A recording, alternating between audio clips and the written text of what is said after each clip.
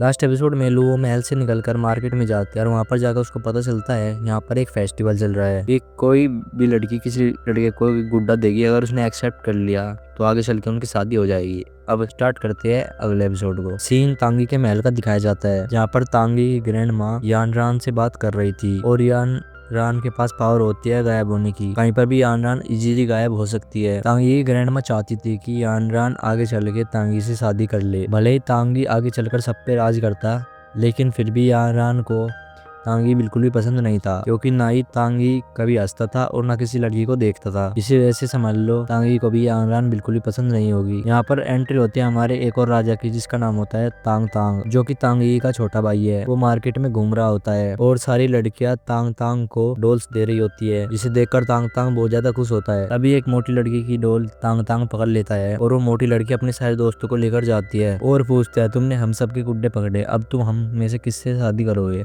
और तांग तांग को कोई भी एहसास नहीं होता कि आज ऐसा कोई फेस्टिवल है, तो तांग तांग सबकी डोल आसमान में उड़ा देता है और वहाँ से भाग जाता है। वहाँ लुओ भी तांगी से मिलने के लिए महल में जाती है, क्योंकि उसे लग रहा था तांगी नहीं जियान चैन है, जियान चैन के साथ और अपने आप को लेकर यहाँ से भाग जाए। और वहाँ पर जितने भी सिपाही थे लुओ को वहाँ पर अंदर जाने नहीं देते और वे उसके पीछा करने लग जाते हैं। तांगी के कहने पर वू चैंग भी लुओ का पीछा कर रहा है। तभी वू चैंग की नजर उसी लाल कपड़े वाली लड़की के ऊपर पड़ती है, जो कि खुद लुओ का पीछा कर रही थी। और उस लड़की का नाम होता है चू सेंग नान, जो कि इसकी पावर थी कुंफू। ये भी राज्यों की रानी होती है। वू चैंग वहाँ पर इसे लाइक करता था, लेकिन चू बिल्कुल भी भाव नहीं देती थी। यहाँ पर वू चैंग अपने प्यार और चू अपने गुस्से की वजह से वे दोनों भूल जाते हैं कि उनको लुओ पर नजर रखनी थी और वो वहाँ से गायब हो जाती है। और वहाँ पर तांग तांग भी बहुत देर से भाग रहा था। यहाँ पर तांग तांग थक जाता है और वहाँ पर वह अपनी पावर का इस्तेमाल करता है। उसके पास पावर थी इमेज की रिफ्लेक्शन बनाने की, जैसे निंजा हथौड़ी के पास थी। एक ही निंजा हथौड़ी अपनी बहुत सारी क्लोन बना सकते हैं। वो वहाँ से पावर इस्तेमाल करके कहीं और पर छिप जाता है और दूसरी तरफ लुओ एक अलमारी में छिप रखी होती है वू चैन और चू से बचने के लिए। तभी उस अलमारी के अंदर तांग तांग भी जाता है। तांग तांग पहले हैरान हो जाता है कि तुमने मुझे यहाँ पर कैसे पकड़ा। वहाँ पर तांग तांग को लगता है कि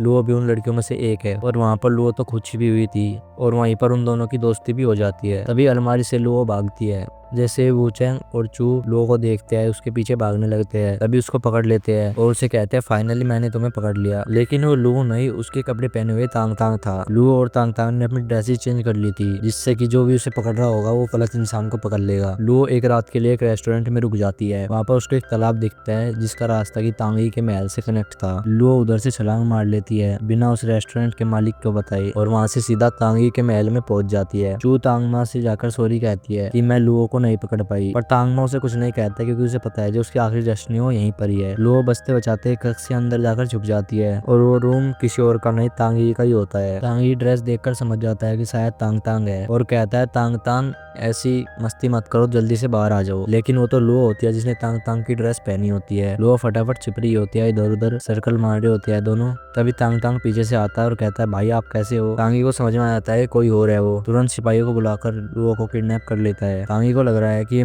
फिर से मुझे मारने आई है और तांग तांग मना भी करता है कि बहुत अच्छी लड़की है, लेकिन तांगी कहता है कि ये मुझे मारने आई थी, जिस वजह से तांग तांग चुप हो जाता है क्योंकि कोई भी नहीं चाहेगा कि उसका भाई मारा जाए। लोग वहाँ पर कोशिश करते हैं कि तांगी को उसकी याददाश्त वापस आ जाए, क्योंकि लोगों को अभी भी लग रहा था कि वो जियांग चैन है, जो कि एक उसके कॉन्सर्ट में गाया हुआ गाना शुरू कर देती है। लेकिन तांगी को कुछ भी समझ में नहीं आता और वो कहता है कि इसे फटाफट से जेल में डालो और कुछ ही दिनों में उसकी मृत्यु भी हो जाएगी। सारे सिपाही लियो को जेल के अंदर लेके जाते हैं। तभी वहाँ पर एक आदमी आता है जो कि सारे सिपाहियों को मारने लग जाता है। लुओ ये सब देखकर डर जाती है और अपनी वही करंट वाली मशीन निकालती है और सबको करंट मार देती है। वे सभी सिपाही बेहोश हो जाते हैं। उसमें एक उठ के बोलता है कि तुम उनको संभाल सकते हो, मतलब वो उपवेगस को लोगों को कंट्रोल कर सकती है।